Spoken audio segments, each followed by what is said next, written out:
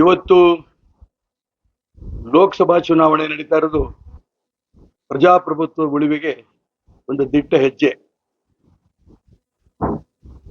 ಇಡೀ ಶಿವಮೊಗ್ಗ ಲೋಕಸಭಾ ಕ್ಷೇತ್ರದಲ್ಲಿ ನಿರೀಕ್ಷೆಗೆ ಮೀರಿ ನನಗೆ ಬೆಂಬಲ ಸಿಗ್ತಾ ಇರೋದು ತುಂಬಾ ಸಂತೋಷ. ಕಾಂಗ್ರೆಸ್ ಪಕ್ಷದಿಂದ ಯಾವುದೇ ಕಾರಣಕ್ಕೂ ಗೀತಾ ಶಿವರಾಜ್ ಕುಮಾರ್ ಗೆಲ್ಲಲ್ಲ, ರಾಘವೇಂದ್ರ ಬಿಜೆಪಿ ಕ್ಯಾಂಡಿಡೇಟ್ ವೋಟ್ ಕೊಡಕ್ಕೆ ಮನಸ್ಸಿಲ್ಲ, ನೀವು ಸಿದ್ಧಾಂತದ ಮೇಲೆ ಹೊರಟಿದ್ದೀರಿ ಅಂತ ನಿಮ್ಗೆ ವೋಟ್ ಕೊಡ್ತೀವಿ ಅಂತ ಕಾಂಗ್ರೆಸ್ನವ್ರು ಹೇಳ್ತಿದ್ದಾರೆ. JDSನವರಂತೂ ತುಂಬಾ ಸ್ಪಷ್ಟವಾಗಿ ಎಲ್ಲ ಭಾಗದಲ್ಲೂ ಕೂಡ ನನ್ನ ಜೊತೆಗಿದ್ದಾರೆ. ಭಾರತೀಯ ಜನತಾ ಪಾರ್ಟಿ 70%ಗೂ ಹೆಚ್ಚಿಗೆ ಕಾರ್ಯಕರ್ತರು ಮತದಾರರು ನನ್ನ ಜೊತೆಗಿದ್ದಾರೆ. ಎಲ್ಲ ವರ್ಗದ ಜನ, ಅದು ಯುವಶಕ್ತಿ ಇರ್ಬೋದು, ಸ್ತ್ರೀ ಶಕ್ತಿ ಇರ್ಬೋದು, ರೈತ ಶಕ್ತಿ ಇರ್ಬೋದು, ಎಲ್ಲ ಶಕ್ತಿಯು ಕೂಡ ನನ್ನ ಜೊತೆಗಿರೋದು ತುಂಬಾ ಸಂತೋಷ. 100ಕ್ಕೆ 100 ಗೆಲ್ತೇನೆ ಅಂತ ವಿಶ್ವಾಸ ನನಗಿದೆ.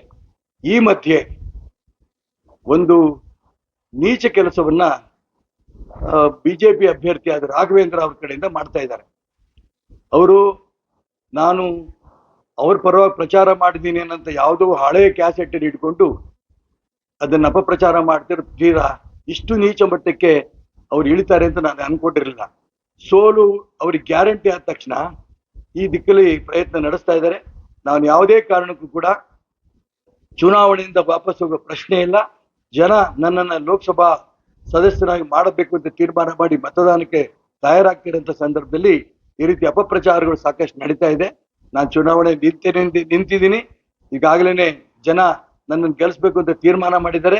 ಹಾಗಾಗಿ ಈ ಚುನಾವಣೆಯಲ್ಲಿ ನನ್ನ ಕ್ರಮ ಸಂಖ್ಯೆ 8, ಚುನಾವಣಾ ಚಿಹ್ನೆ ಕಬ್ಬು ಹಿಡಿದರಂತ ರೈತನ ಓಟ್ ಕೊಟ್ಟು ನನ್ನ ಗೆಲ್ಲಿಸ್ತೀನಿ ಅಂತ ವಿಶ್ವಾಸ ನನಗಿದೆ.